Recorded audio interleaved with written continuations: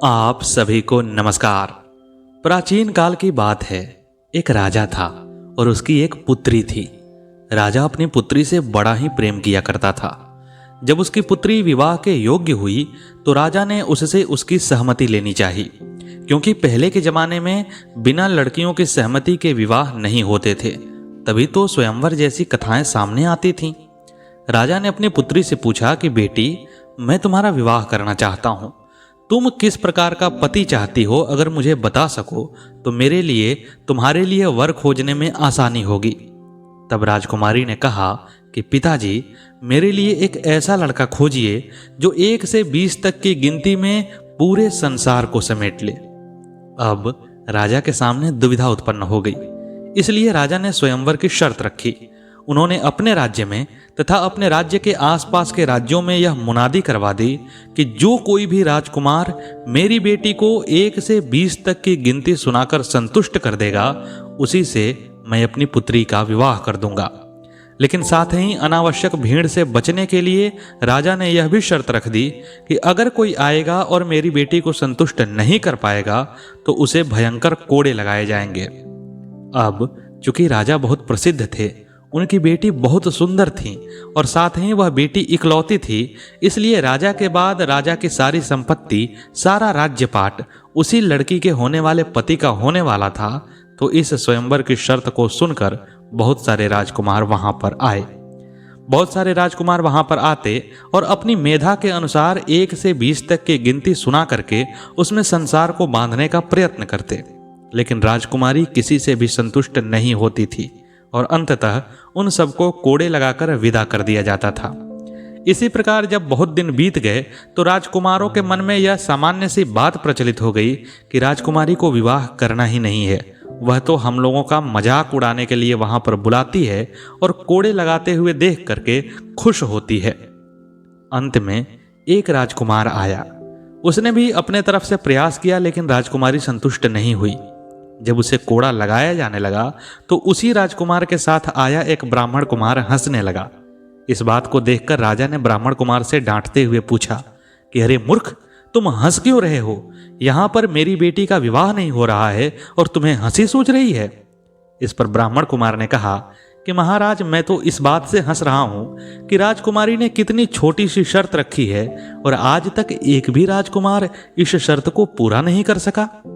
तब राजा ने हैरान होते हुए कहा कि क्या तुम इस शर्त को पूरा कर सकते हो? अगर कर सकते हो तो तुम ही करके दिखाओ। इस पर ब्राह्मण कुमार बोला कि महाराज, आपने जो स्वयंवर की शर्त रखी है वह सिर्फ राजकुमारों के लिए रखी है और मैं एक ब्राह्मण कुमार हूं। अगर मैं बता भी देता हूं तो मेरा विवाह तो होने वाला नहीं है। तब राजा ने कहा कि मैं अपने शर्तों में ढील देता हूं। मैं तुम्हारे लिए इस शर्त को थोड़ा सा बदल देता हूं। अगर तुम भी राजकुमारी को संतुष्ट कर पाओगे तो तुमसे राजकुमारी का विवाह होगा। लेकिन साथ ही यह ध्यान रखो कि अगर मैं शर्तों में ढील दे रहा हूं तो इसका आशय यह है कि अगर तुम नहीं सुना पाए, अगर तुम राजकुमारी को संतुष्ट नहीं कर पाए तो तुम्हें इन सभी राजकुमारों से अधिक कठोर दंड मिलेगा। ब्राह्मण कुमार ने कहा कि मुझे आपकी शर्त स्वीकार है। और उसके बाद ब्राह्मण कुमार राजकुमारी को 1 से 20 तक की गिनती सुनाने लगा। इस गिनती को सुनकर के आप भी हिंदू धर्म ग्रंथों के बारे में मूलभूत जानकारियां प्राप्त कर सकते हैं। लेकिन आगे बढ़ने से पहले आपसे एक छोटा सा अनुरोध है कि आप हमारे चैनल को सब्सक्राइब कर दीजिए। इसमें आपको मात्र 4 से 5 सेकंड का समय लगेगा, लेकिन हमारा चैनल जीवन गति पा जाएगा और सनातन के लिए किया गया हमारा प्रयास अधिक लोगों तक पहुंच सकेगा। तो हम आपसे इस छोटे से सहयोग की अपेक्षा करते हैं। अब आइए देखते हैं कि ब्राह्मण कुमार ने राजकुमारी को 1 से 20 तक की कैसी गिनती सुनाई। तो ब्राह्मण कुमार ने कहा कि एक ईश्वर है, पहले पर ईश्वर है, वह जो अनंत तथा अविनाशी है और जिसकी अभिव्यक्ति यह ब्रह्मांड है। 2 पक्ष होते हैं, शुक्ल पक्ष और कृष्ण पक्ष। 3 लोक होते हैं, स्वर्ग लोक, पृथ्वी लोक और पाताल लोक। स्वर्गलोक देव सभ्यता का लोक है, पृथ्वी लोक मानव सभ्यता का लोक है और पाताल लोक दैत्यराज बलि का साम्राज्य है या दैत्यों का लोक है। 4 युग होते हैं, सतयुग, त्रेता, द्वापर और कलयुग। सत्य रूपी गाय के जब चारों चरण स्वस्थ होते हैं तो उसे सतयुग कहा जाता है। जब 3 चरण स्वस्थ होते हैं तो उसे त्रेता युग कहा जाता है। जब 2 ही चरण स्वस्थ होते हैं तो उसे द्वापर कहते हैं। और अगर सिर्फ 1 चरण स्वस्थ है और 3 चरण अस्वस्थ हो जाएं तो उस समय कलयुग कहा जाता है। 5 पांडव बताए गए हैं जो कुंती से 3 हुए, धर्मराज के पुत्र युधिष्ठिर, इंद्र के पुत्र अर्जुन और वायु के पुत्र भीम, तथा माद्री से 2 हुए जो अश्विनी कुमारों के पुत्र थे और जिनका नाम था नकुल और सहदेव। 6 शास्त्र हैं। न्याय दर्शन जिसके प्रतिपादक महर्षि गौतम हैं, वैशेषिक दर्शन महर्षि कणाद के, सांख्य दर्शन महर्षि कपिल द्वारा, योग दर्शन महर्षि पातंजलि द्वारा, मीमांसा दर्शन महर्षि जैमिनी द्वारा और वेदांत दर्शन महर्षि व्यास द्वारा।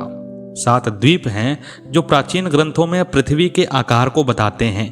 ये 7 द्वीप हैं जम्बू द्वीप, प्लक्ष द्वीप, शालमली द्वीप, कुश द्वीप, क्रौंच द्वीप, शाक द्वीप और पुष्कर द्वीप।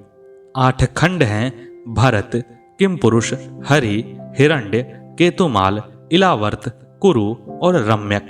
9 ग्रह हैं जो इस प्रकार से हैं: सूर्य, चंद्रमा, बुध, शुक्र, मंगल, गुरु, शनि, राहु और केतु। 10 दिशाएं हैं। पहली है ईशान दिशा। उत्तर और पूर्व दिशा के मध्य का स्थान ईशान कोण कहलाता है। इस दिशा के देवता भगवान शिव हैं। वहीं इस दिशा के स्वामी ग्रह बृहस्पति हैं। वास्तुशास्त्र के अनुसार इस दिशा में खिड़की या दरवाजों का होना बहुत शुभ माना जाता है। यह स्थान पूजा के लिए सर्वश्रेष्ठ है। दूसरी दिशा है पूर्व दिशा। पूर्व दिशा के दिक्पाल इंद्रदेव हैं। साथ ही इस दिशा के स्वामी ग्रह सूर्य देव हैं। इस दिशा में पीतरों का भी वास होता है। इसी कारण से इस दिशा को खुले रखने की बात वास्तुशास्त्र में कही जाती है। इस दिशा में सीढ़ियां भी नहीं बनवानी चाहिए। तीसरी दिशा है वायव्य दिशा। उत्तर पश्चिम के मध्य स्थान को वायव्य दिशा या वायव्य कोण कहा जाता है। इस दिशा के देवता वायु देवता हैं और इस दिशा के ग्रह स्वामी चंद्रमा हैं। इस दिशा को साफ सुथरा रखने से और हल्का फुल्का सामान रखने से रिश्तों में मधुरता बनी रहती है। इस दिशा में भारी सामान नहीं रखना चाहिए। चौथी है पश्चिम दिशा। पश्चिम दिशा के देवता वरुण देव हैं, यानी कि पानी के देवता हैं, और इस दिशा के ग्रह स्वामी शनि देव हैं। इस दिशा को कभी भी खाली नहीं छोड़ना चाहिए। इस दिशा में भारी सामान रखना बेहद शुभ फलदायक होता है। इस दिशा को खाली छोड़ने से व्यापार में दिक्कतें आती हैं। 5वीं है उत्तर दिशा। उत्तर दिशा के देवता कुबेर देव हैं। इस दिशा के स्वामी ग्रह बुध हैं। वास्तु में इस दिशा को धन लाभ कराने वाली दिशा माना गया है। इसीलिए इस दिशा में बने कमरे में हमेशा मां लक्ष्मी की तस्वीर अवश्य होनी चाहिए। इससे घर में आर्थिक तंगी नहीं आती है।